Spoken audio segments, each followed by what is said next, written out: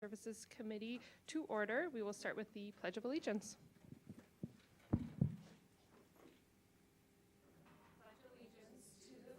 Pledge of allegiance to the flag of the United States and to the republic.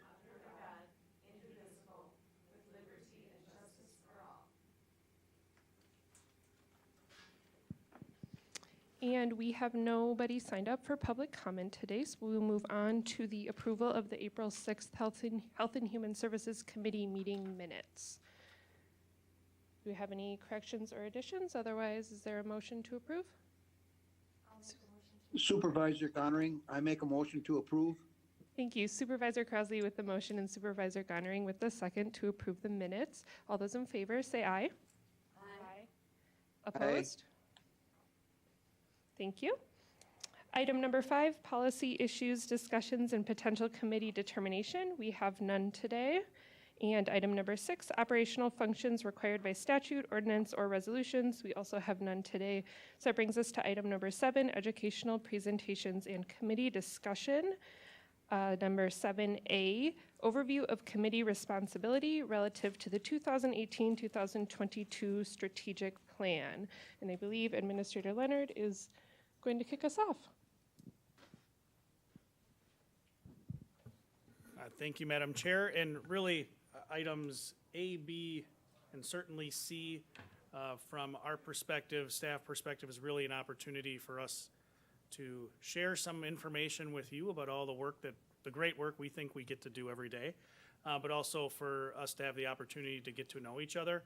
And I don't know if, Madam Chair, if you do want to go around, I think everybody probably knows each other in the room, but we'll go from the staff perspective first, and then certainly give everyone an opportunity to just say hello and introduce themselves before I kick off item letter A.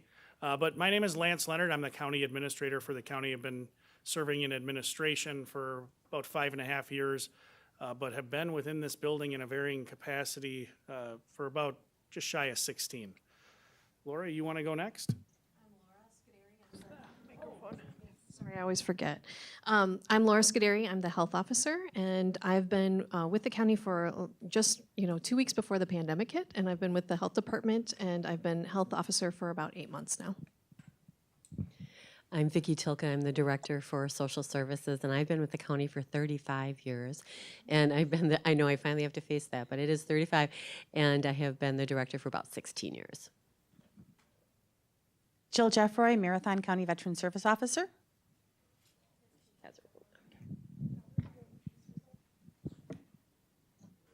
I'm Donna Krause. This is my 3rd term as County Board Supervisor and 3rd term on the Health and Human Services Committee. Michelle Van Cray, this is my 2nd term on the board and on the Health and Human Services Committee. Jennifer Arstead, this is my 1st term on the Health and Human Services, and I was appointed back in July, so I finished that term and then started this term. And I'm Allison Leahy. This is my 3rd term on the county board, my 1st term on this committee.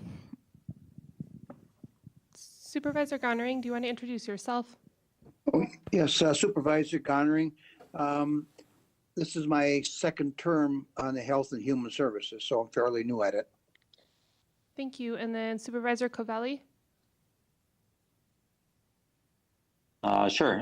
This is Ron Covelli, District 33 representative, 1st term on the board and the committee. Moved to Marathon County in 1987 after serving in the U.S. Air Force, and looking forward to working with everybody. Thank you. Kim, would you like to introduce yourself? Big surprise here. Kim Trueblood, Marathon County Clerk. I've been with the county since 2011, part-time for several years, and then in the county clerk's office since 2019. All right. So with that, I'm going to kick us off, and please, if you have any questions, interrupt me, and I hope to have this be more conversational than lecture, although I'm happy to lecture as well. But item 7A is really just an overview of our strategic plan, and I want to start with the foundation of the strategic plan, which is actually built upon the Marathon County Comprehensive Plan. So the comprehensive plan, and I'm going to open a link to that in just a minute here, but the comprehensive plan for Marathon County really started in earnest in terms of development in 2016. So a number of you have not been on the board. I don't know if anyone actually was on the board in 2016. So a little bit of level setting. I know Vicki was part of that process. I was tangentially involved, but really Marathon County, when it began that comprehensive plan effort in 2016, quite honestly did it very differently than a lot of other jurisdictions. Comprehensive plans, as they're frequently referred to, really are primarily about zoning, land use, really focused and heavily driven by conservation planning and zoning, or those similar departments in a county. But Marathon County took a bit of a different approach. Certainly that was still a vital part of that plan, but it really centered its plan around the vision that was set by the county board. And that is, how do we be healthy, safe, and prosperous as a county, looking at all of the services that we provide. And we really sought to approach that comprehensive plan exercise with that in mind, that we're gonna look at not only land use planning, zoning, but we're gonna look at things like health, the health department, the services that the social services department delivers, veteran services, our parks and our recreation, the programming that's delivered there, and our law enforcement. So we really rolled all of the county services into that comprehensive planning process. And that was a long process. It resulted in a 174-page document that I have up on the screen, and I know most of you, if not all of you, have a hard copy. That hard copy is the thing I'll hold up right now if you haven't seen it. That's the 174-page version. If you're looking for the Cliff Notes version, we have an executive summary. Also, each of these are available online. But what came from that, through a community engagement exercise, a really heavily involved department head and staff exercise, where we brought subject matter experts from all of our 24 departments together to provide information to the county board, and then certainly the county board. This is a board-driven document. As I referenced in some of the original orientations for supervisors, the board sets policy, and this comprehensive plan is one of those very important policies that we as staff turn to frequently to make sure we're, again, continuing to guide our day-to-day work based on the priorities set by the board. But what came from that document, or what's set forth in that document, I should say, are 64 goals. 64 goals that over the 20 years, the life of the comprehensive plan, that the county board identified as priorities that we need to look at. And why I'm starting with the comprehensive plan discussion is because 20 years and 64 goals is a lot for anybody, on any organization. We take that 20-year vision, and the strategic plan is, okay, what are our priorities in the first 5 years? So from the 2016 effort, we really went right into the development of the 2018 to 2022 Marathon County Strategic Plan. And all of you should have a hard copy. If you don't, please reach out to me and I'll get you one. I'm holding the hard copy up, but the electronic version, again, available online on the website. And I'll refer to it throughout my comments today, and please interrupt at any point. So like I said, we had 64 goals across those spheres of healthy, safety, and most prosperous. The strategic plan was 64 is a lot. What are the things in the next 5 years that we really need to identify to focus on? And that narrowing, that wasn't, again, done by staff, and it wasn't actually only done by the county board. Credit to the county board for determining what the strategy was gonna be. How do we get from 64 to a more manageable number? They wanted to make sure that there was engagement from the community, so it was first led and facilitated through a community stakeholder event. The community leaders, I would say about a dozen community leaders were selected by the leadership team for the execution of the strategic plan, including then Administrator Brad Carger, Chair Kurt Gibbs, and Vice Chair Lee Peak. identified those individuals, and what they essentially did was took the 64 goals, brainstormed, brought together what are those priorities, and made suggestions to the county board about what those areas of focus should be. And what we came up with was, again, moving forward with the idea of how do we accomplish our overarching goal of becoming the healthiest, safest, and most prosperous county in the state, priorities within each of those spheres. So the document itself, if you want more information about the process, how we came to those objectives, it's certainly within the document. But you'll see that we have 4 priorities that were identified within the sphere of healthiest, 3 within the sphere of safest, and another 5 within the most prosperous sphere. As you dive into this, if you haven't already had the opportunity, I think what you'll see, if you kind of make similar correlations that I did, a lot of these things flow across the various spheres. So you'll see, for example, when I talk about mitigating the impacts of heroin and methamphetamine in Marathon County, that really, it's listed under safest, but it is absolutely intimately involved within the sphere of health. And in fact, the health department is the lead department for moving that forward. So, and we'll talk about lead departments in just a bit, but this document, what I wanted to highlight today is there's one or two, really 2 steps forward, as I'll term them, from the comprehensive plan. As you look through the comprehensive plan, you'll see the 64 goals that were identified by the county board, and underneath each goal, there are a series of strategies, again, that were identified by staff that were participating in the development of the plan, but ultimately the county board approved those and identified the strategies that it wanted to move forward through that comprehensive plan in pursuit of each of those 64 objectives.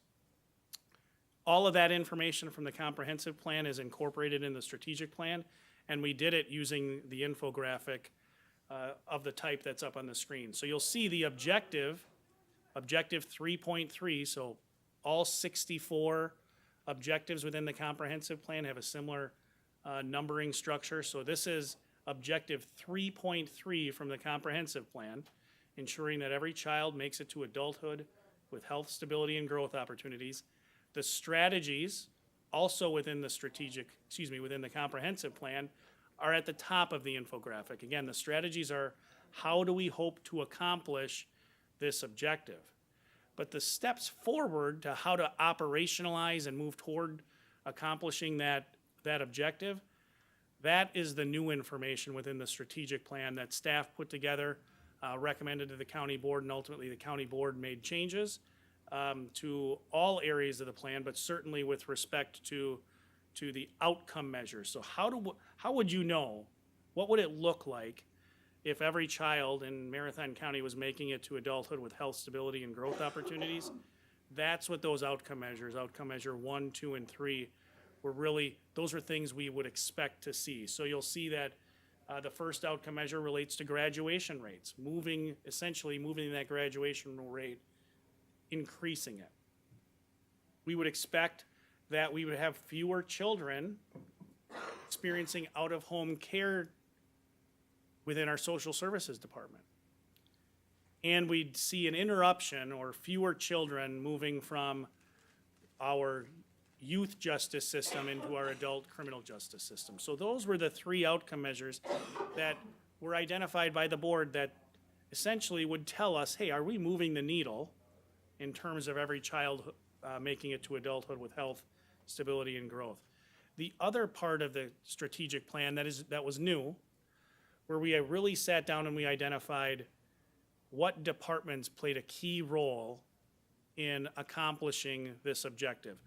All of our work, I mean, when you think about every child making it to adulthood with health, stability, and growth, you know, the common saying, it takes a village, right?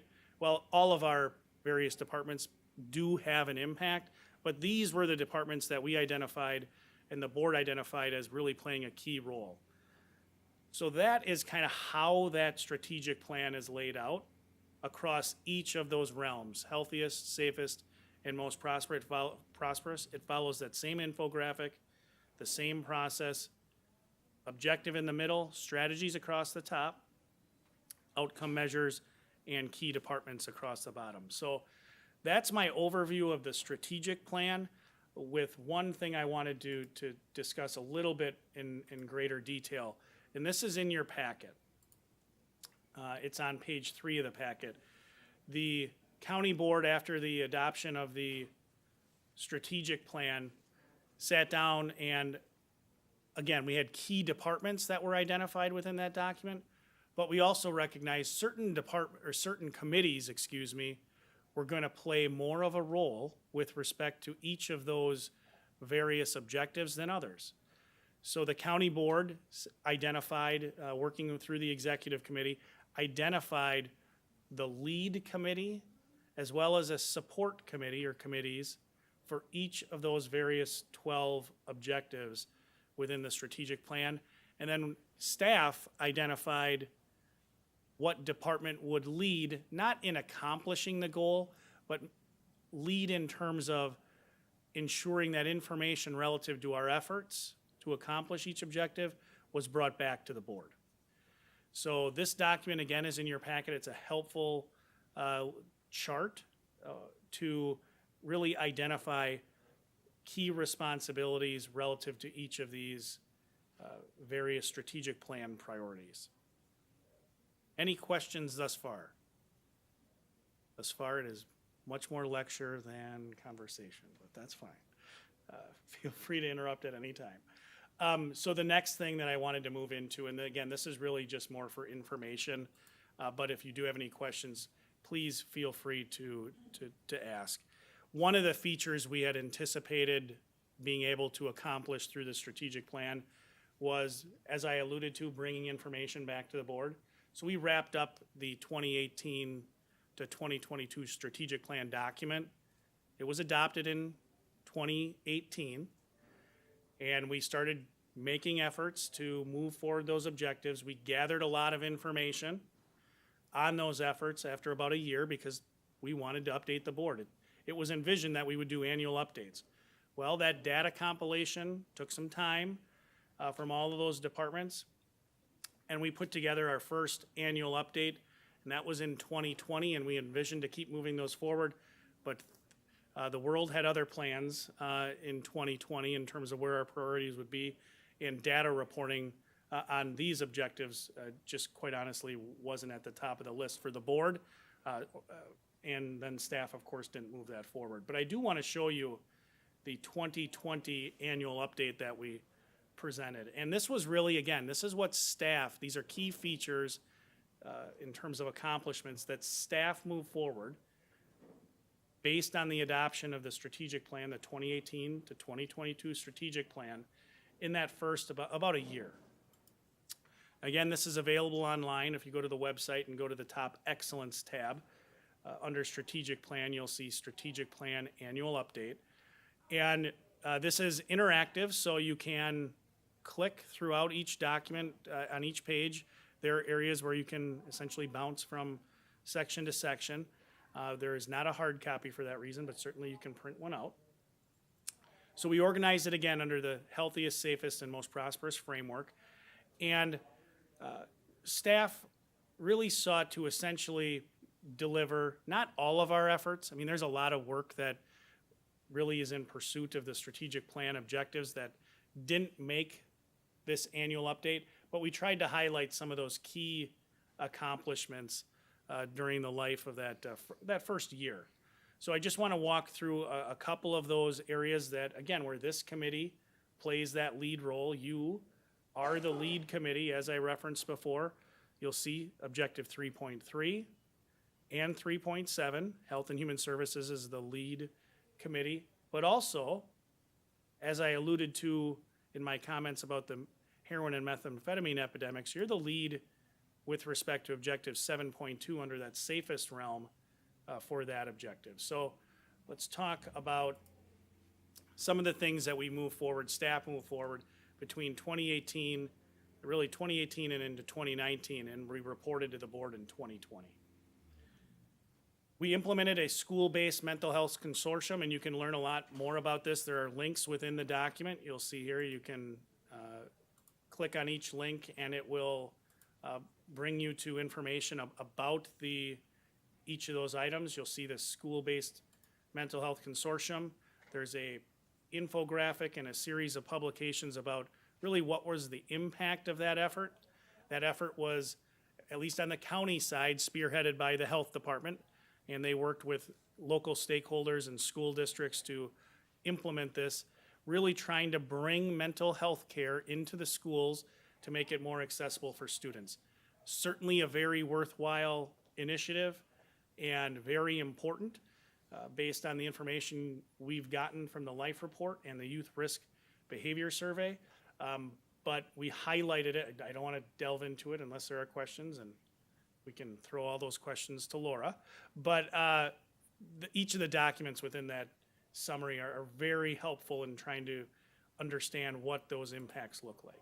But very important thing that we move forward during that time. We also expanded our offerings relative to secondary traumatic stress training.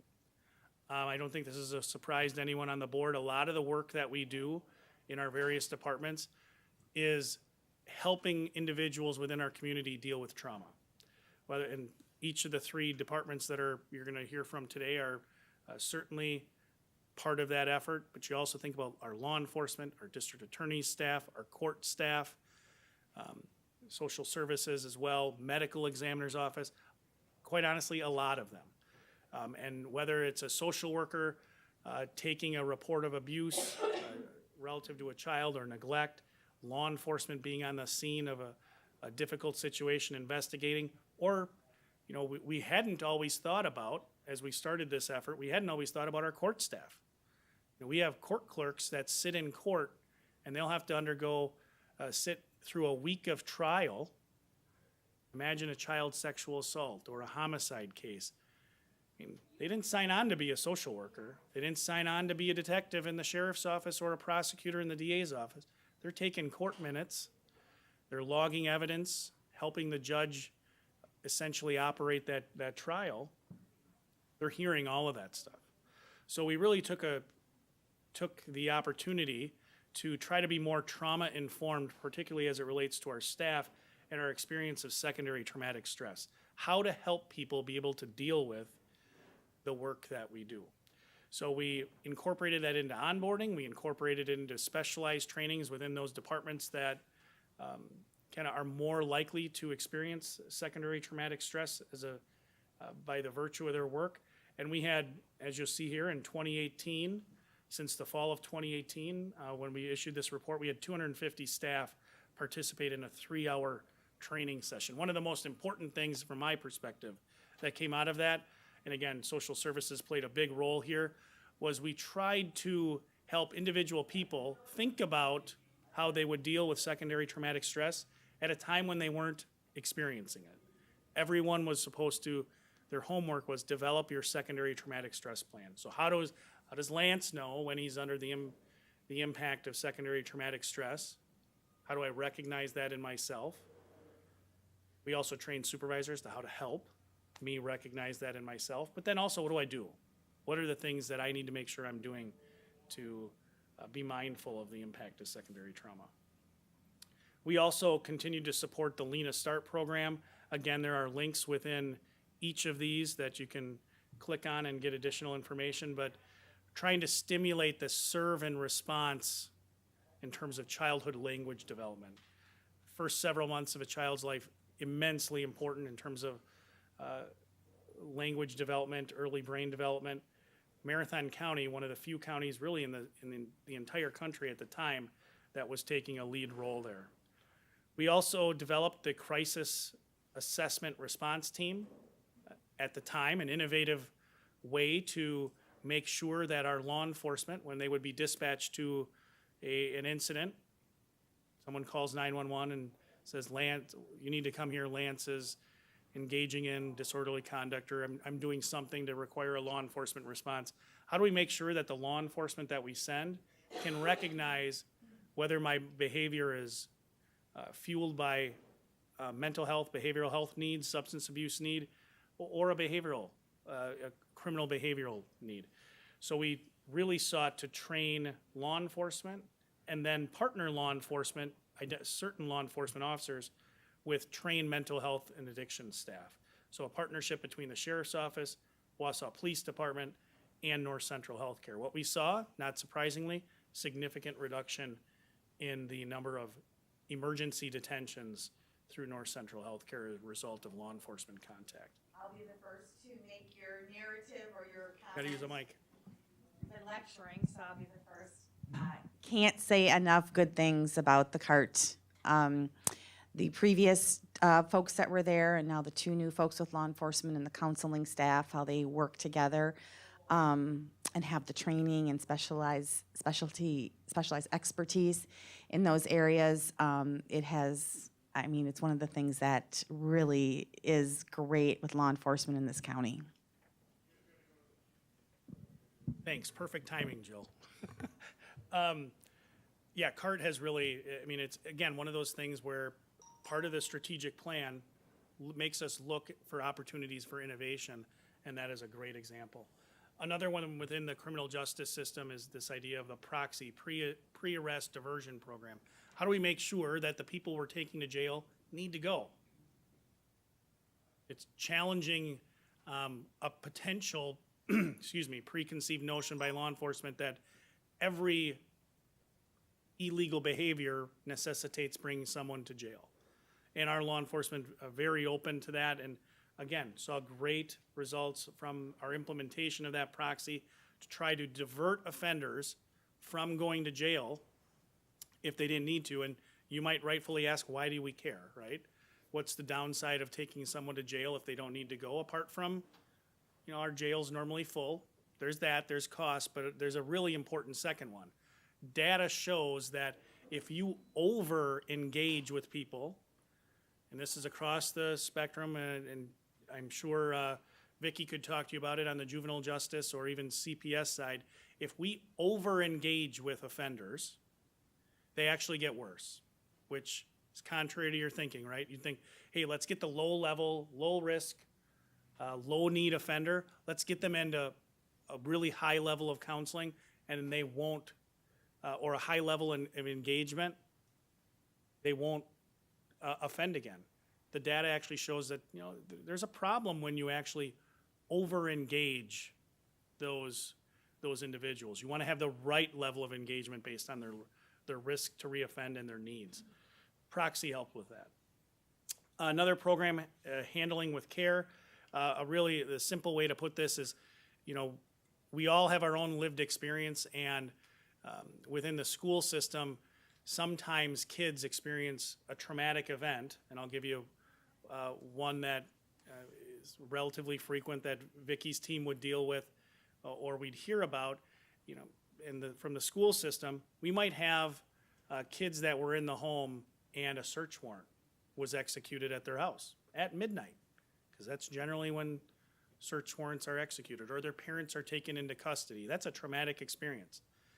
If that child needs to be in school the next day, I think we can all understand that their behavior might be less than optimal. Well, you want the teachers to know enough to essentially, hey, can't tell you what's going on because we can't, but handle Lance with care today. If he's, you know, he might be having a tough time, and it causes that teacher to kind of second guess what might be driving that behavior, which is, again, a great partnership between social services, law enforcement, and our schools to make sure that we're being trauma-informed with respect to our kids in our community. The Parent and Student Support Program, again, another intervention that we've utilized with children to address attendance issues. And then this is one that, again, I encourage you guys to click on the links, but I talked before about being trauma-informed as an organization. We had individuals from our social services, our health department, and our Office of Corporation Counsel conduct an assessment of our organization. Try to understand, are we being as trauma-informed as we can be? What are our areas of opportunity? Where are we strong and what are our areas of opportunity? A report was generated from that. The assessment itself, I think, was driven by some materials that SAMHSA has available and other organizations to try to give us guidance on how to be as trauma-informed as possible. But that report was presented to the Health and Human Services Committee, and also it was made available to the county board. So that's just one example of what that annual update sought to do, which was capture those big changes that we had moved forward, those key initiatives that we tried to move forward as a result of the direction from the board on where should we should be directing our energy and effort. Again, not going to go through in detail all of the areas that, again, this committee has oversight. You're also the lead committee with respect to Objective 3.7, but just showing you how to use this document, how to engage it. You'll see that similar to that first objective, staff really does drive their work based on the direction from the board. So we saw it through our work with North Central Healthcare as a result of Objective 3.7. How do we expand access? We expanded our medically monitored treatment program, expanded our CBRF access from 6 to 12 in terms of beds.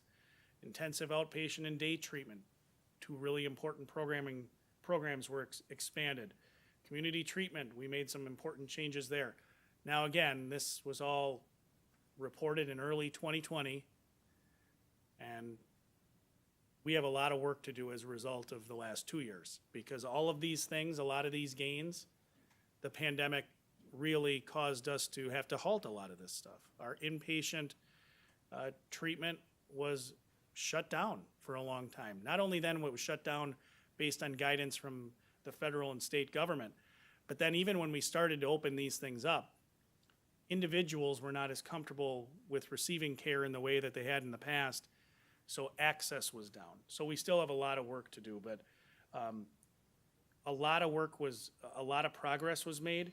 One of the biggest things here was the Objective 3.7. This drove a lot of our facility planning work with respect to North Central. We designed facilities and buildings for the next 50 years based on the direction from the board in its 2018 strategic plan. So I encourage you to look at each of these areas. Again, those two objectives under healthiest and the third objective, Objective 7.2 under safest, that you have oversight on. We're going to continue to engage you and try to make sure that staff are taking appropriate direction in terms of where our energy needs to be. But that's an overview of 7A and 7B, so I'm happy to take any questions. Supervisor Krause? Thank you. I am informed, but not as completely as I'd like to be. I know for low-income people that that can't afford mental health treatment because they're usually $60 to $120 an hour at least. And I know Bridge Community Clinic has a sliding fee scale, but there are many people who do not have, Medicaid, and, they cannot access medical treatment. Now, I think you were talking about the people who were extremely traumatized and were really going through a lot of issues and needed to be put in neurocentral health care. But what about those that are low income in the community, have low-paying jobs or are unemployed, have no medical care? Where do they go besides Bridge Community Clinic, if there is a place? And then I do know that Governor Evers has allocated lots of money towards mental health for children in the schools. And I was wondering if you were familiar with, does each school have a school counselor that the children can go to, or a psychologist or psychiatrist? I'm assuming tax dollars are paying for that, not their parents. So if you could give a little information on those things. Sure. Well, a number of questions there, and I'll start with talking about what is the county's role, whereas I frequently do. I talk about where do we need to, because government is not the answer to all of society's issues and concerns, and certainly not all individual issues and concerns.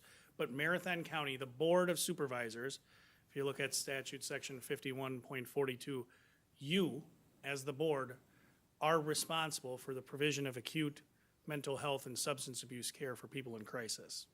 Not staff, the board.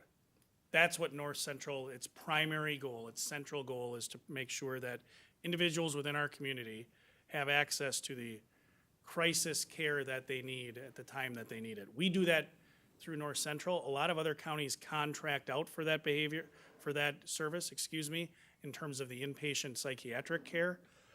There are a lot of other areas where the county has a mandated role for individuals that are within our receiving services from us. For example, Vicky's going to be talking to you today about the work that social services does. If we have a child that we place in care through a child in need of protection or services case, or a child that we have under a juvenile in need of protection or services case, or a juvenile justice case, and they're ordered to receive treatment and care that's deemed appropriate by a professional, our staff will facilitate the provision of that care. There's still a lot of other things that need to be figured out in terms of payment and reimbursement, but we will facilitate that care. Similarly, with respect to our criminal justice system, we have programs in place. Drug court is one, OWI court is another, and a lot of other treatment programs exist where we make sure that the individual has access to those services, whether they're directly provided by us or we facilitate the provision of that care by others. We don't have a direct responsibility, as you brought up schools. It's not our responsibility to deliver that service in school in terms of school counselors.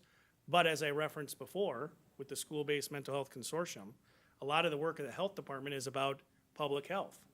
And the county board directed staff to, your objective 3.3 is, in my mind, very robust in terms of its goal. Make sure that every child makes it to adulthood with health, stability, and growth opportunities. Objective 3.7 is to, generally speaking, expand access to mental health treatment. So we seek out, through our work partnerships, the School-Based Mental Health Consortium, again, a partnership between Marathon County, mental health providers, and our school systems to make sure that that access is there. All the questions about payment source, yeah, there's certainly those pieces that we need to address. I don't want to get too much in the weeds today. You're going to, even when you get to the department overviews today, we're not going to get deep into a lot of the work they do. We envision, working with Chair Van Cray, to have specific meetings where you'll learn a lot more about the health department, and then a different meeting, a lot more about social services, and similarly with veterans. But today, we just wanted to try to give you a high-level lay of the land. Otherwise, we'd be here for almost the same amount of time you guys sat through the initial orientation, which was a whole day.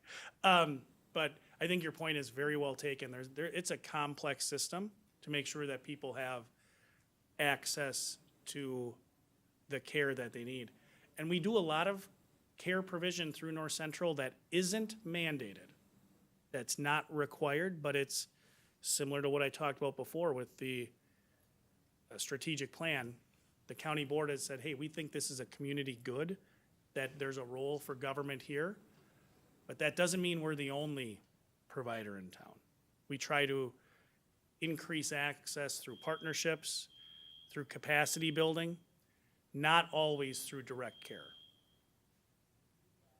I hope that is enough of an answer. Probably not, but we can touch base later to get more specifics. Does anyone else have questions for Administrator Leonard? Supervisor Yes, Connolly this has is his hand Supervisor raised. Cavelli. Go ahead, Supervisor. Thank you. Thank you, Administrator Leonard, for the presentation.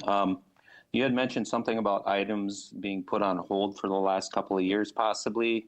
Can you get us a list of those items where we as a committee may need to help move those along? Sure. I don't know that I have immediate access to it, but yeah, we can put together a list of through North Central, the programs that I know were put on hold, I guess. A lot of them are opening back up. I can say intensive outpatient and day treatment were the best examples that are top of mind for me, and including some group treatment services that, quite honestly, we had to stop based on limitations on gathering sizes. But I can interface with North Central and see if we can get that information get that information back to this committee about where they are in terms of opening those back up and capacity. The one thing I will say, and that's why at some point we're going to need to, the county board is going to look at updating its strategic plan and issuing a new strategic plan. We learned a lot from the pandemic about new ways to engage with people. One of them, again, probably won't surprise you, but telehealth. You know, right now we have a couple of members, yourself included, Supervisor, that are attending virtually. We utilized virtual meeting software not only for meetings, but also for care provision within North Central Healthcare. And in fact, we're applying for a grant for an expansion of its utilization. So what in our new strategic plan that we'll have to work on, should the board make it a priority, how do we capitalize on what we've learned, I think is still a big question. But I certainly can reach out to North Central Healthcare and try to get a list of the programs or services that we started delivering in a different way. Again, I think that the challenge for the board is going to be, you know, making sure that we engage, the board is engaged on what services you want to provide. The how is really a staff thing that, you know, we're going to need to continue to pivot. There is a lot of services and maybe that we stopped isn't the right word, but we delivered them fundamentally differently. I mean, services within social services in terms of child visits weren't necessarily done the same way as they were before. That doesn't mean we stopped. Veteran services, assisting veterans in filing applications. We've done a lot to make that a much more online process, and a process where we don't need to have as much face-to-face, but we nevertheless continue the program of assisting veterans in submitting their applications. But I'll work with, I'll reach out to you, Supervisor, and at least make sure that I'm getting you the information you want from North Central. Excellent, thank you. You touched on this a little bit, Lance, but could you talk about what the next steps are for the strategic plan? Will we have like a 2022 update like we had with 2020, and then what does the next one look like, or that process look like? I think that's a great question. That's a board discussion, and I've had conversations with Chair Gibbs and Vice Chair McEwen, and again, under your board rules, the Vice Chair is really the champion of the strategic plan. And whether or not, I mean, in my mind, this is an oversimplification, but there are really two approaches. One, we do a new strategic plan, whether it's the 2022 through 2026 or 27, whatever the numbers would be, or you essentially make a determination, let's just re-up the strategic plan for another period of time, whatever that is, 1 year, 2 years, to really kind of return to what had been a pre-pandemic mindset in terms of our goals. But that is 100% a board decision. That is, again, when we go back to that original orientation, policy setting, plan adoption is a board decision. If the board says, you know, we want to do a new strategic plan, we'll bring a plan to you on how to do that and what resources we need to bring to bear to do it. Or if the board says, you know what, we want to kind of return our efforts to what those goals and objectives had been in the 2018 to 2022 plan, and then reevaluate in a year or 2 years, that's entirely within the purview of the board. Thank you. Are there any other questions for the administrator?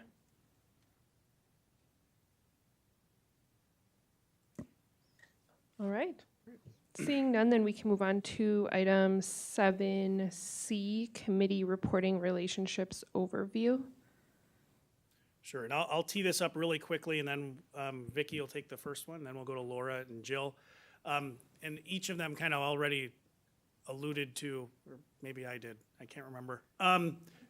You guys are the Health and Human Services Committee. Within your rules, I know I'm preaching to the choir, but you have program committees underneath your respective committee. 2 of the 3 of these departments have statutorily required program committees that provide specific guidance to the department head in terms of recommendations, and they provide similar recommendations to this committee. They don't directly oversee the director, but they provide that policy recommendation sort of information for the board and also for the director. Those are social services in the health department. So within your rules, the county board rules, you will recall you have a social services committee. Board, I knew that, social services board. It's been a long day. Social services board required by statute. Recently appointed all of the members to that, ratified by the board. Again, that board is a great tool for Vicki to, as laid out in statute, engage that board on various pieces.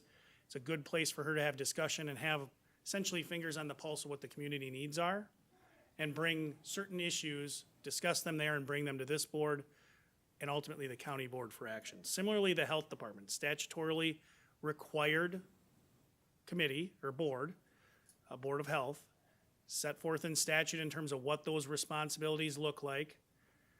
Don't have direct oversight of, hey, you need to go do this. They have policy recommendation authority set forth in statute that, again, works its way through this coordinating committee. Another great opportunity for the director to interface with, and in this case, in terms of the Board of Health, there are specific things that are a little bit different than the Social Services Board. That's why there are requirements to have medical professionals on that board. But each of Vicki and Laura and Jill are going to talk about not only their departments, but if they could say a couple of words about their board and how they use their respective board. And Jill will talk about the Veteran Service Commission's a little bit different in terms of how she utilizes that body, again, appointed by the administrator, confirmed by the board. Supervisor Krause, you have a question?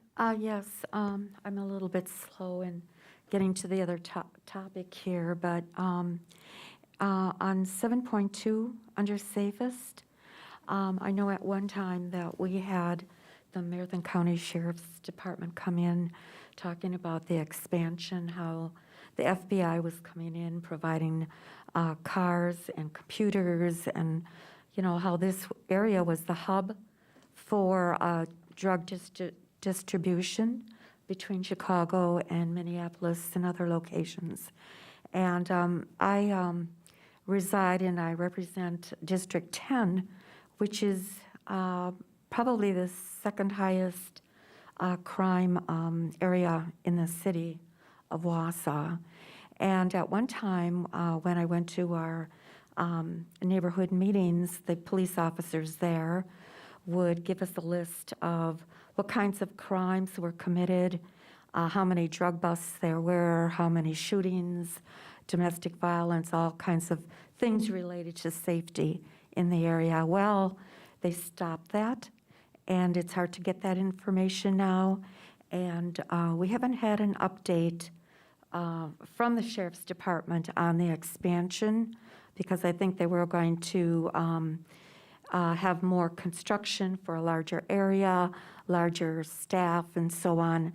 I was wondering, could we get an update on that either through our committee or through the full board? Certainly can do that, and that's a great question. And if you look on page 20 of 37 of the 2020 annual update to the strategic plan, that expansion that you're talking about, specifically to the Central Wisconsin Narcotics Task Force, it's referenced in that section, and there's a link to additional information and what those partnerships look like with those other agencies, including surrounding counties like Lincoln County, other entities like the FBI and the Department of Justice. So I encourage you to take a look there. With respect to your comment about neighborhood meetings, those are historically, in my experience, been attended by the local law enforcement agency from that jurisdiction. So I attend my neighborhood meeting, and certainly I live in the city of Wausau as well, so the city of Wausau Police Department does send an officer that provides all of the information that you just referenced.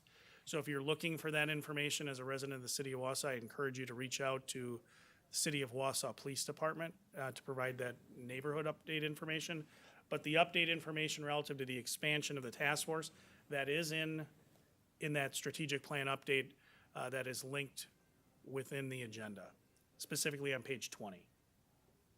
And Supervisor Krause, we're going to talk after the department heads speak about where we'd like to focus our efforts as a committee this coming term, and then just ideas for other agenda items for future meetings. So that can definitely be one of those that I'll note of. Thank you. So with that, I'm going to kick it over to Vicki. How much time would you like me to take? 5 minutes. Okay. I can do it in 5 minutes because we have this handy dandy, like all of our department on one page. It was like a miracle to be able to get that into the budget report. I always say that our primary focus of business is child welfare. And by that, I mean keeping children safe and addressing the needs of their families. That's not all we do, but all the services that we do go to support that area. And so the areas we have in social work primarily are child protective services. And child protective services are basically our social workers who respond when people from the community, and it could be our law enforcement partners, schools, physicians, our mental health counselors that have practices here, will see something concerning about a child and be concerned a child may be maltreated and will call us. And then we do screening from that point depending on what the reporter is telling us. And if the information rises to the level that if what the caller is saying is accurate for being abuse or neglect by statute, and that is a higher level than some people think. It's not just that people aren't taking care of kids to the degree that a person would like. It really does need to meet the statutory definition. Then we can have jurisdiction to screen in and be able to respond. And we have social workers then that go out and meet with the child and family and do an investigation. All of our work is governed by statutes and also specifically standards developed by the Department of Children and Families in terms of how we do our work and what we must do in time requirements and those other pieces. If the social worker determines that a child is in an unsafe situation, they will work with the family to try to mediate whatever is causing the safety issue. We try to keep children at home with their parents, which sometimes people don't realize that when they think about social services, they think about it always means children are taken away from their parents. That does happen in situations where we are not able to support the family in that period of time to be able to be a safe resource for the family. Then we do have the statutory obligation and work through our court system to remove children in place and out of home care. So that does happen, but we work with lots of families where the children remain in home with the families, and then we provide services to them to try to stabilize them so that our goal then is for us to be able to move out and for them to be successful as families. Our other related unit is our youth justice, which I still consider to be child welfare. These are youth under the age of 17 who have committed some type of act that if they were adult, it would be considered a crime. Because they're juvenile, it's a different type of offense, or it certainly could be things like truancy and not following major rules that they need to be following. And we will get referrals primarily from law enforcement there and respond to recommendation. We work with the district attorney's office with those youth in terms of determining what is the best course to work with the child, whether it's something informal or something more formal going through court. Again, in those situations, the goal is to keep the child family safe, but then here it's also the community safe. So we have children who are in out-of-home care placement in this unit as well, and those tend to be our higher cost out-of-home care placement youth, because this is where you would have your most serious type of, unfortunately, juvenile offenders and even potentially going to corrections at Lincoln Hills. So that's that other piece. We also have a team that works voluntarily, our one voluntary social work section, with children, long-term support, and comprehensive community services. So those are social workers that are providing case management to children that have disabilities, including mental health, physical disabilities, medical disabilities, those types of things. And those programs are fully funded by state and federal dollars, so no levy goes into those programs. And we're able to help families stay intact with services such as respite care or adaptive aids, those types of things that family needs to be successful to take care of their children. It's a great benefit to the county that we operate that program, because we are able to, a lot of those kids are the same kids who are in Child Protective Services or youth justice, or might be at risk of being in Child Protective Services or youth justice if they didn't have the proper supports. So that helps us overall with being able to support families, but then also being able to intervene earlier so we don't have a higher level of out-of-home care cases. So that's our social work section in a nutshell. We have child support as well. Child support is another mandated program. Almost all of our programs are mandated, as I'm alluding to. The county needs to do child support. Our county has decided to have child support be under the roof of the Department of Social Services for quite some time. Child support is basically all the programs that go with court, establishing paternity, establishing court orders, that type of thing, for the non-custodial parent to pay for to the custodial parent for the care of the child, including medical insurance. And that program is really well suited at our department because, again, we work closely with child welfare, with child support, and many times there's connections, and we can assist by maybe there is something that we could be doing creatively with child support for a certain parent so that we can help them get a job, and that can be more successful in having sustainability with their child. So we do partner together very well with that as well. Our last unit is economic support, which is the group of individuals that determine eligibility for Medicaid services, all the different types of Medicaid, Badger Care, et cetera, and food share, as well as child care. So we're basically an agent of the state in terms of following their eligibility requirements to determine if people are eligible for those services. And then, of course, there has to be ongoing verification that people continue to be eligible and reviews at different times. A lot of those rules, by the way, were suspended or changed during the pandemic, which changed our caseload over time. And now it's changing back because as we're easing over things, we're really seeing some things be different. We learned a lot in economic support in terms of how to do things flexibly and creatively, as Lance alluded to, in terms of being able to do more over the phone with people and more electronically and not have people come into the agency as much. Some people want to come into the agency, so we have lobby services as well. Obviously, we're required to do that. And for some people, that's what they need and want. So that program is, again, essential to our families that we have here in Marathon County. Two programs, and then we have our administrative support unit, which I always say our administrative support unit is our backbone. They do everything to support our other staff, and they will do things to assist the social workers, so the social workers are using their time for the right thing that we're actually paying them to do. So we have lots of good strategies in place to have those supports.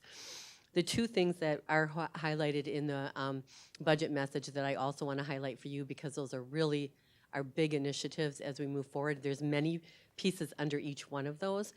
But the first one is the Family First Prevention Services Act, which is a federal act that has been in place for a couple of years. And moving forward in Wisconsin, we're going to first see financial change in terms of how the state gets its match from the federal government.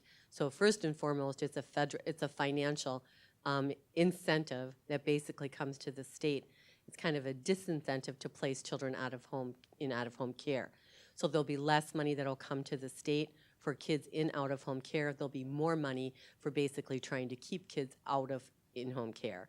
And so the federal government, a philosophical change, and reconfirming that we want children with their families. We want them services to be in with families, and we really don't want any child to be placed above a level of foster home. So we have kids with the highest needs can be in residential care, as I shared, group home care, higher need care, correctional care, that type of thing. That's considered congregate care from the federal government, and they don't believe any children should be in those settings for any longer than it takes to have rehabilitation and stabilize them, and then they should be back with their families. So this is what this whole push is for the whole country. And in Wisconsin, as we're moving forward with that, we need to be more creative on the services that are available to families in their homes, to be able to address safety issues and support families to avoid out-of-home care, or when kids have to be placed, to be able to have them returned home as soon as possible. So we have a number of initiatives that we are moving forward to be able to do that, because at some point, with the way that the federal funding comes to the state and the state funding comes to us, we will have less money in our out-of-home care budget as revenues. And so it's not a choice, and it's a philosophically makes sense for us to do this. It's more complicated, it takes more time, there's more risk with it. There's lots of things that I have talked to the Health and Human Services Committee about in the past, and we will be talking about it again, giving you an updated presentation now that we're a little bit further into knowing what this is really gonna look like for us. 2 positions were granted to us in the 2021 budget to be able to do something creative, family support specialists who are working on an evidence-based parenting curriculum directly with families in their own home. With a very small caseload, they're able to do supervised visitation between children and families if children are placed out of home care to get them back. But really the focus is to try to keep the children in the home without having them be removed. We found great success with the short period of time that they've been working with us, and really believe that positions like this are going to be a big piece of the puzzle for us in terms of that key, to have the individualized support, education, attention to parents that addresses where the parents are and in their home. So it's more successful. So that piece, and again, there are a number of things that we're going to be doing differently. We are doing differently, and will continue over the next several years. The other exciting opportunity is Marathon County is one of the counties who's received a grant that is called Elevate, and I don't have my cheat sheet to remember what Elevate all stands for, but Lance is going to look it up maybe, but it's basically a demonstration project to show that we can change how child support is run, how it's looked at, how people accept it. Because in general, it has a very negative connotation. I'm sure you've probably heard the term deadbeat dads when you think about child support, which is extremely unfortunate. Most of the payers of child support are male. There's many barriers that people can have in terms of not being able to pay child support successfully, in terms of lack of employment skills, their own mental health and alcohol problems that we talked about before, lack of transportation, the list goes on and on. And so this is what this grant really does, is allow the counties to be creative and figure out how do you meet those parents where they're at and address the barriers that they have. The ultimate goal is so they get a job and they can support their family and have a relationship with their children. That is the ultimate goal. But the way to get there is much more friendly, much more welcoming, and we have engaged some clients that we were unable to engage previously because of the different touch that we have here. So seeing, again, some very, very good initial outcomes, and actually our county was one of the 2 that met our what do I want to call it? The number of people we enrollment numbers during the pandemic, which again, all this starts during the pandemic somehow magically, doesn't it? So our plan and how we enroll, it's a very labor-intensive communication requirement of the person, because this is a research project, and so there's lots of things that have to be covered at the time of enrollment. And so it really altered how we did things, but we were still able to meet our numbers, and we were one of the few that were able to do that. And so we actually got additional dollars, which is great. So we've expanded our staff in that area, and we really believe that we're going to show how this can be done differently. So that's extremely exciting for us. Things to look forward to in 2022. Our big thing is we are going to be moving, and we're going to be Laura's neighbor, and Jill's going to be coming too. So we're all going to be neighbors over at the Marathon County Lakeview part by North Central. So we're excited for that. That's in progress. Again, our biggest thing is just to continue our focus with the programs that I talked about. Was that 5 minutes or less, hopefully? That was great. And Elevate is empowering lives through education, vocational assessment, training, and employment. I did just have a quick question. For the Elevate program, is that only for adults that are required to pay child support? It's only for that parent? Yes. Okay, thank you.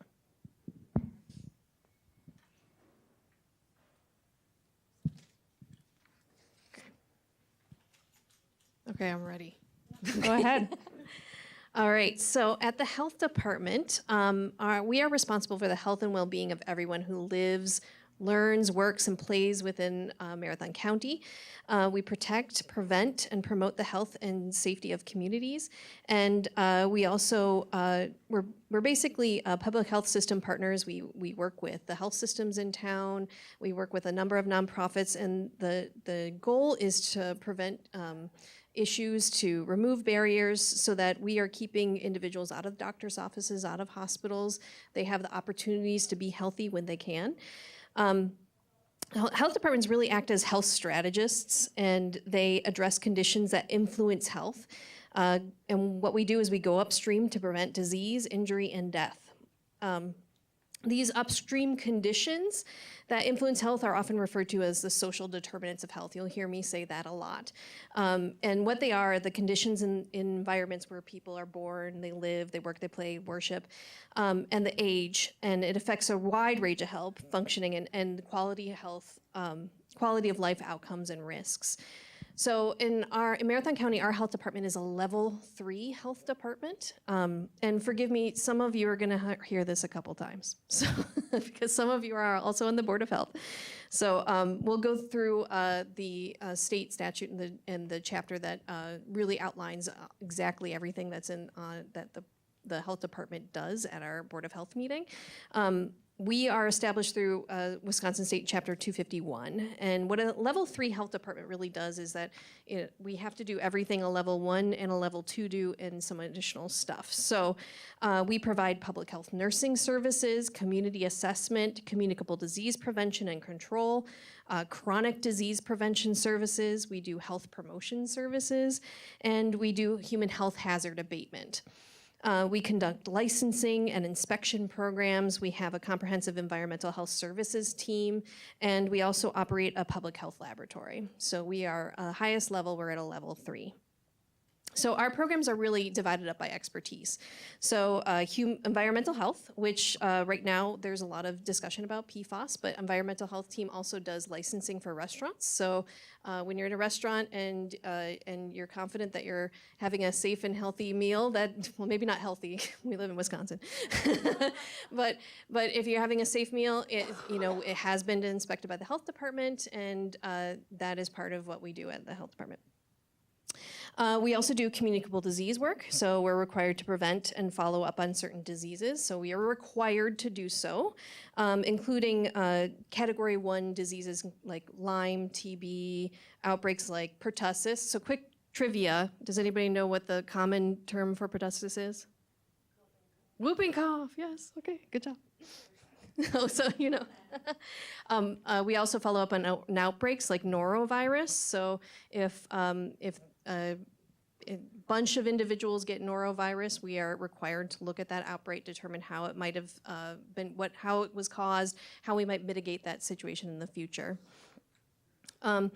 We also have a family health program where we do a home visiting program for underserved families for prenatal care, and that serves families with children. Oh, we also have another program that services families with children with special needs, and that it connects them with resources so that they can, and this is not just for Marathon County, it's actually a regional, it has many counties in it, but it's a really great opportunity for families to get referrals to necessary services for their kids with special needs. We also have a very robust community health improvement program where we have health educators. All of our health educators are certified in health education specialists, and they do necessary things that are required by the state, including our community health improvement plan. We also have to do data collection, and we have to do what we call it the CHIP and the CHAW. The community health improvement plan is the CHIP, and the CHAW, which is the community health assessment. And as a level 3 health department, we were required to lead those activities, which we do so regularly. We're in the middle of our CHIP cycle, and we're about to start our CHAW cycle. So for those of you who are on the Board of Health, you'll hear me say CHIP and CHAW. You'll now have a leg up on some of the other new members. Key highlight, we were a major piece of the response to the COVID pandemic.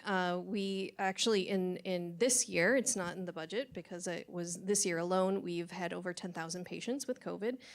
We were responsible to respond to those 10,000 patients. And so at the height of the last surge, the Delta surge, we did send out letters, we answered questions, we spoke to businesses.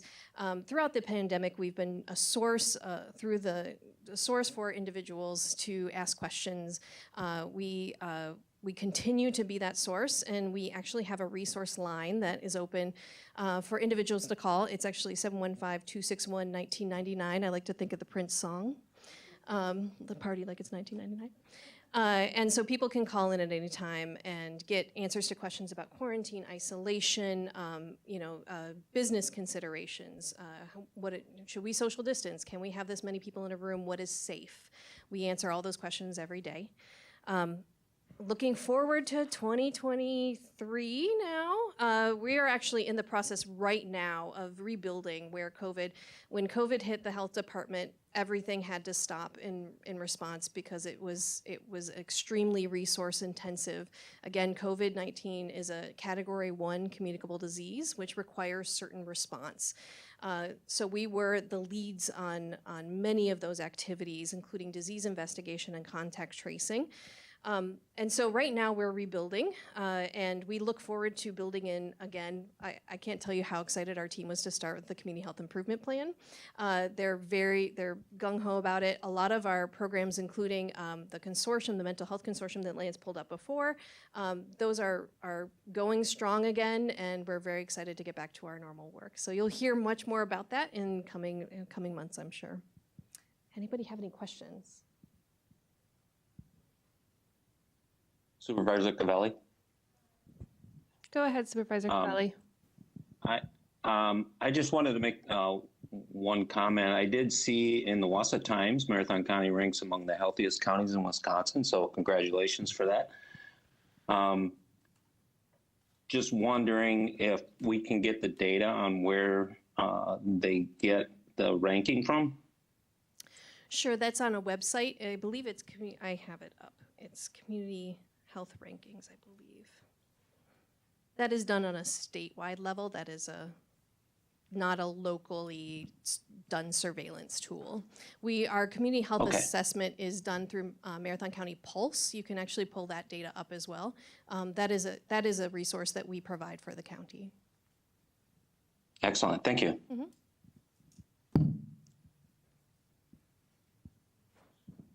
I was just curious about the what determines the level 3? Is it like based on population, things like that?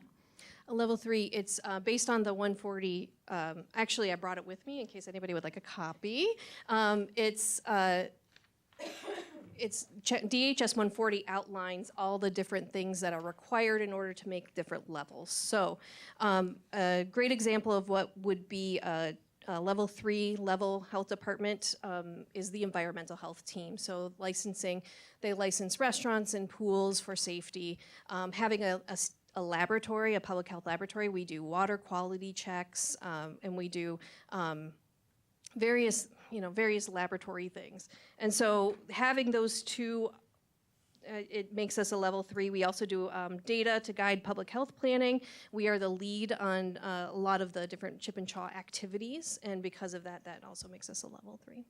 So, I think the question is, that I've heard lately is, what are the different levels? Communicable disease, is that, what level is that? And my response is that that's actually a level 1, a required activity per the state. So our communicable disease response is required by the state as a level 1. We also do level 2 and level 3 on top of that.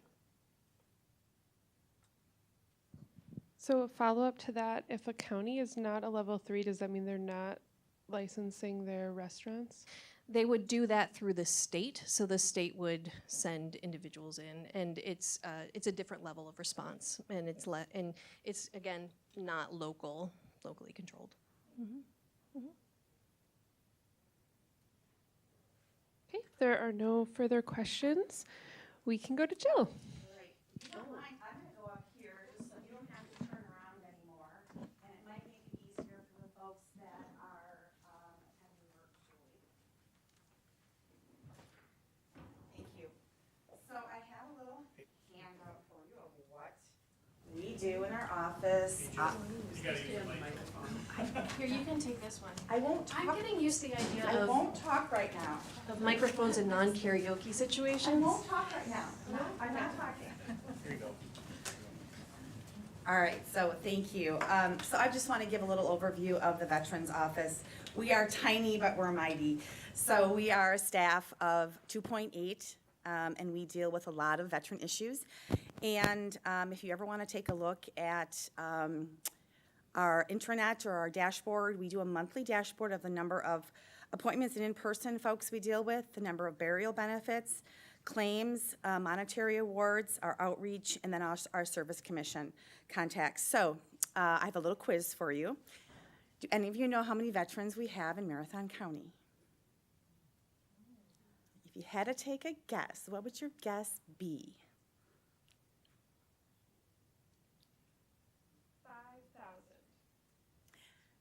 9,200. So some counties, every county has a VSO. And then we are accredited so we can work with the Veterans Administration for filing claims and things like that. And then every county has different number of veterans. So it's kind of the ratio of the number of veterans you have by the number of staff. And we are understaffed, but we work pretty diligently. Our administrative assistant is also accredited and does burial benefits, which is a great help for us. So I'll ask another question. Monetarily, how much money do you think for the new claims that we brought into Marathon County for the veterans that we work with? Any ideas? 402,748. You know what, Jen? You get a gold star because you're first time here. Yes. So over $1 million, and people don't realize that. That's in new claims. So those are some of the things that we do. And then I wanted to just highlight some of the things from last year. So we have a new VA health clinic opening up. It's actually going to be opening up May 16th. That'll be thank you. If you don't mind driving, I didn't hear you. Thank you. So our new VA clinic, it's a federal clinic, and that will be opening up May 16th. And it's still a community out-based clinic. Our catchment area is the Toma VA Hospital, but what's really nice is the additional services will be added for optometry, audiology, mental health expansion, additional physical therapy, and some of those things. And one of the things that's really a product of COVID that has been helpful has been telehealth, which Lance mentioned and other things. People are able to do their appointments in the convenience of their home, and VA will provide them either their laptop, iPad, or a cell phone, whichever is most convenient for them. So we appreciate that, and we're doing that. One of the things Lance also mentioned is that during COVID, the health department was extremely busy And with not having in-person appointments, we were still in our office. We scanned all of our documents, 9 file cabinets, and we have all of our 15,000 veteran files electronically. And we, with the approval of the administration, we were able to get a new computer program that allows us to submit claims and things electronically, which has really speeded up the process from 6 months to do a claim to get a response back to about 6 weeks. So we're pretty happy with that. We do quite a bit of outreach, actually. Outreach, sometimes I go out and do it, or sometimes they come to us. And we partner with a lot of places. And you wouldn't necessarily think funeral homes and cemeteries, but for military burial benefits, it's really important to get that DD-214 the day that they pass away, so it gets in the obituary, and work with the funeral home to get them the flag, and to do those things right away for the family. And we do a lot behind the scenes, so the family doesn't even know that we're contacting Register of Deeds for the death certificate, that we're sending the DD-214 to the funeral home electronically, so when they show up for their appointment right after a loved one passes away, that they have it. That we work with the cemeteries in the whole county, so when we ever do a marker, it gets to the right place. So those are some of the things that we do. And the last I want to touch on is the Service Commission. So the Service Commission is a little bit different than some of the county boards or subcommittees. It's called the Service Commission, and it's made up of veterans, 4 veterans and myself. And we meet quarterly, and we, any Service Commission referrals or things that we provide, we do a report out on the referrals that we did, any funds that we provided to them for assistance, and we do that quite a bit. We did 48 last year. Those are the ones that, and they do take a lot of work sometimes. So I wanted to mention that. And then I guess, going forward, kind of my ask is similar to what Lance kind of mentioned about the significant crossover in departments. Even though veterans may be a small department, our crossover is identical to what the other health and human services concerns are. Number 1 is substance abuse and use. That is absolutely number 1. When we're working with a veteran, that is, if they have other challenges, that is one that we hope to get them some assistance with that. The other is housing insecurity and homelessness, which is, I think, another thing that we see across the county. Doesn't have to necessarily be a veteran. And then also that mental health care and treatment piece. So those would be our areas going forward, which mirror pretty much the other parts. So is there any questions that anyone has of me? Thank you very much for your time. Thank you. Does anyone have questions for any of our 3 department heads here today that spoke? If I may, Madam Chair, just had one thing just to reference, and you'll hear me say this a lot, and that is, again, a lot of the work we do is mandated by statute. It sets forth what our roles, what our responsibilities are. That was referenced by by Jill, Laura, and Vicki. Just want to give you, again, the statutes again. If you ever have any questions about what the county's role is and why do we have a social services department, what's it supposed to do? Social services is chapter 46 of the statutes. Veterans that Jill talked about is chapter 45. And the health department is chapter 251. And if you guys ever have any questions about, hey, why do we do this? Most times, the first place I'm going to look, if I don't know off the top of my head, is going to be one of those 3 spots. I'm going to pull out a statute book, or more likely I'll look it up electronically. But the statutes are great in terms of, hey, why do we do what we do in juvenile justice? Why do we do what we do in the board when it relates to the health department? Laura's got a great tool, county handbook. The counties association, you guys should all be getting that, or at least it's available electronically. And I think I linked to it in our the orientation that Kim and I and Kurt and Mike did. That's a great tool where it lays out what are the responsibilities. That's all. Thank you. Thank you, and thank you, you 3, for introducing us to your departments. We look forward to working with you this term. Moving on to item 7D, the review of committee work during the last term in areas where members would like to focus this coming term.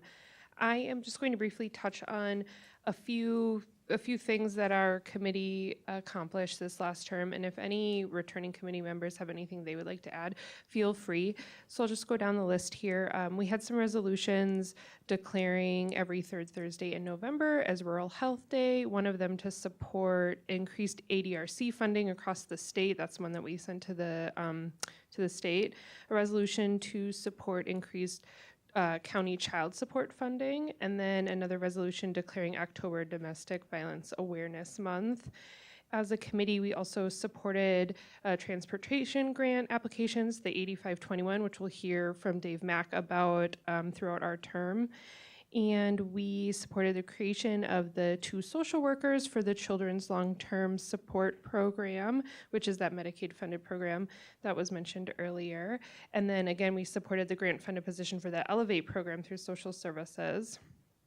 When we're looking at North Central Healthcare this last term, we actually reduced the number of licensed beds at Mount View Care Center, which is a cost savings, and we placed 34 of our beds in reserve. So there's no bed tax due on those right now because we are under construction, and we'll be receiving probably an update quite soon on that. I think we asked for quarterly updates on those. So as a committee, we'll hear from them in our Central Healthcare about how that is going.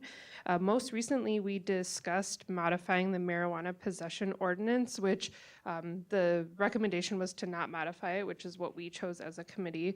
But I think it brought up a really good conversation, a lot of great information from the DA's office, and I think it kind of opened up everybody's eyes to the types of forfeitures we have and how we're getting to them. So I think that we'll be talking about our ordinances moving forward too.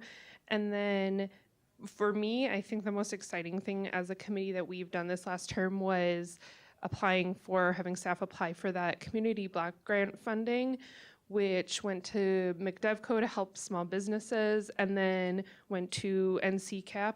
Is that correct? Went to NCCAP to provide housing assistance for people that have been impacted by COVID-19 pandemic. And social services is the office that is the main staff on that, and they're doing a great job. Can I just make a comment about that? Thank you for saying that, because this committee also acts as the oversight for that grant, and we will be asking you to host another public participation hearing in the next several months. Thank you. So those are just some highlights that I can think of. I don't know if anyone has anything else, the returning member that they can think of that we did last term? No? Okay, so then as a committee, can we discuss where we'd like to focus this next coming term? And if you have any ideas or interests, we can write those down and see where we can go with those. Go ahead, Supervisor Crosby. Yes, I have a couple of ideas, suggestions. I know, in this reading that I just had actually it was in Better Homes and Gardens, the April issue. It said that Wisconsin was the 4th highest state in the United States for alcoholism, drunk driving, domestic violence, crime, those kinds of things. And I think it would be important to focus on, what more can be done in this area, what has already been done, for how many years, and what progress has been made on that, if any. And then the other issue is, in the news, we've had a lot about the Supreme Court and making decisions on Roe versus Wade. And I know we have the program for mothers who have difficulties raising their children, that child program that, we were thinking about, or the committees was thinking about eliminating. What is it called? I forget. Start right? Yes, the Start Right program. And depending upon how Roe versus Wade goes, I was thinking that would be a nice program. And they do this in all the advanced Western countries in the world, where women, pregnant women, probably pre-birth, during birth, and afterwards, have a helper coming in and helping them during their pregnancy and childbirth and afterwards. Like, it's called a mommy's helper, a home helper. And the Start Right program already is doing that for, women who have mental disorders or drug addiction or are alcoholics or, or disabled or whatever their issue is. They already have somebody coming in. And I was thinking that would be a nice program if somehow that could be expanded to help more women in the county with home help, and whether they have 2 children at home already or 4 children, or if it's even their first child, if they would have somebody come in and just assist them and help them. I know, like I said, they automatically do this in all the other advanced countries in the world except in the United States, and I think it would be a good idea. Yeah, I think, and feel free, Laura, to add in that we're going to be hearing about Start Right in the direction that it is taking very soon. So it's great that you brought that up because we'll hear about it as a committee. Yeah, so I mean, it's been a topic of conversation. It's Start Right is a great program, prenatal care coordination program that follows children up to a certain age, and then we also contract with Children's Service Society to help into, I believe it's age 2, and so it's a fantastic program with very specific outcomes that we can discuss the benefits of the program. We are also doing an evaluation of what it could look like if we did evolve it, change it, expand it, modify it. So that is something that we'll happily bring forward. Great, thank you. I had a few topics that I think might be of interest to the committee moving forward. One we touched on, but to my knowledge, it has not gone anywhere, is expanding our bus service and how the county can be involved in that conversation with municipalities, specifically to Rib Mountain, because we know that is the shopping hub, especially with Shopko closing in Wausau. So that is one that I'd like to revisit, or at least just get an update about if work is still being done on that, where we're at. And then focusing on our objective 7.2 in the strategic plan, mitigating impacts of heroin and meth epidemics. As a committee this last term, we really didn't talk about that much at all. And like we've heard from most everybody, I think the pandemic shifted efforts and concentration elsewhere. So moving forward, what is being done and what can we do for that? Go ahead. Thank you. In relation to that, this might be a question for Lance, but I know through the Finance Committee, we've been talking about that litigation and the money that we should be receiving. And I guess we haven't talked a lot about how that money is going to be used, or if this committee would have some say in that. Yeah, I think that's certainly, that's, when you talk about policy questions, where you allocate your money is about the biggest policy question the board has. So certainly I think there's an opportunity if this committee would like to engage with HR Finance to talk about what those priorities might look like. Makes certainly good sense, and I can come back with information on when those funds would be received and what limitations on use exist. And then I did add a Sheriff's Department update regarding drug use, and obviously anything else the Sheriff's Department wants to share with us, we'll be happy to hear. But did anyone else have anything that they were interested in for this next term? Supervisor Covelli, do you have your hand up? Go ahead. Yes, thank you, Madam Chair. I think one of the things that is coming out of the pandemic is possible childhood suicide rates going up. And I think that's one thing, an important aspect of our community that we really need to take a look at preventing. Thank you. I will add that onto our list.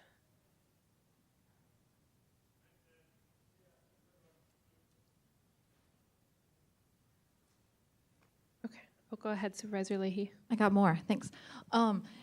Something, again, kind of post-pandemic that we've talked about at a lot of other committee levels is childcare and labor, I guess. Not child labor, but labor in general. And I wonder if there's some opportunity, you know, I see here that like triple EDC is listed as some leadership committees for some of these overlapping.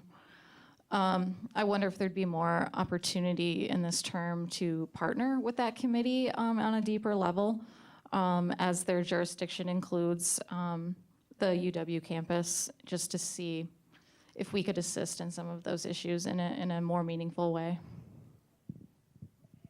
Thank you.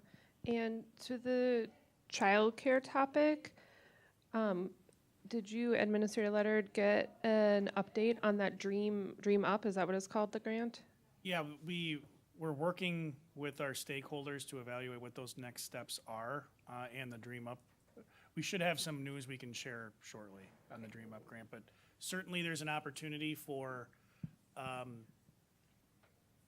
joint meeting relative to the topics that you raised, Supervisor Leahy. I know previously, Health and Human Services did meet jointly with Public Safety on a number of occasions, one of which was a presentation around ACEs, Adverse Childhood Experiences. That was, again, an area in 2019 and in early 2020 where this committee did a lot of work. It aligned very well with being more trauma-informed and trying to have the board identify what are the priorities that the board wants staff to pursue relative to being a more trauma-informed organization. And we did make a number of changes, and we can get into more details later, but Vicki did a lot of work with our juvenile justice system around being more trauma-informed and some of the simple practices. A great example is, you know, we used to bring kids into court, juveniles, I should say, into court, and they would be, if they were in custody, they'd come in shackles. And we really were one of the first jurisdictions in the state of Wisconsin to kind of flip that default to a point where the default now became you don't come in shackles. Instead, you have to have an affirmative reason to shackle a juvenile. And in fact, we were highlighted in a magazine article from the State Bar of Wisconsin, and there was a Supreme Court rule that was being discussed about changing that across the state of Wisconsin. So it might sound like a simple thing, but if you think about what that means for a child to be able to participate, in their court hearing when the judge and the other court parties are discussing where that juvenile is going to live or what's going to happen to them, and they're unable to move their hands, it's a really important step that aligns well with that trauma-informed piece. So again, there's probably a whole list of areas where joint meetings would be appropriate. I have one thing to add, if you don't mind. It was pertinent to the topic with the suicide rate. It's very timely, but May 18th at the Jefferson Street Inn, there's going to be a mental health and suicide prevention forum. It is done through the VA. However, it's can be used, you know, across the line. It has really reached a very high level for the suicide. So that's a forum coming up May 18th at the Jefferson Street Inn. And then the other one is the May 23rd. That's the federal VA, and that is a 2-hour virtual. If any of you are interested, feel free to reach out to me. And then the other one I wanted to mention with childcare, were you talking about the childcare workers, like Wassa Childcare and the workers?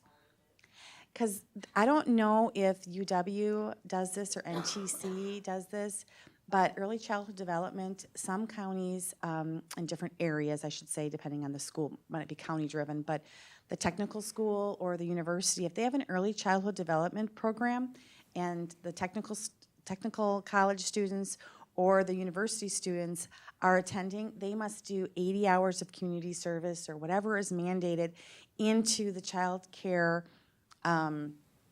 areas, which is helping alleviate some of the child care workers, especially on weekends and especially with, you know, early mornings where there can't be drop-offs. So it might be something to reach out to UWSP or NTC.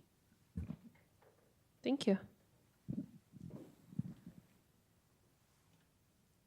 All right, if there are no other items that members would like to focus on for this term, we can move on. If you think of anything, please reach out to me and we can work on getting something on the agenda.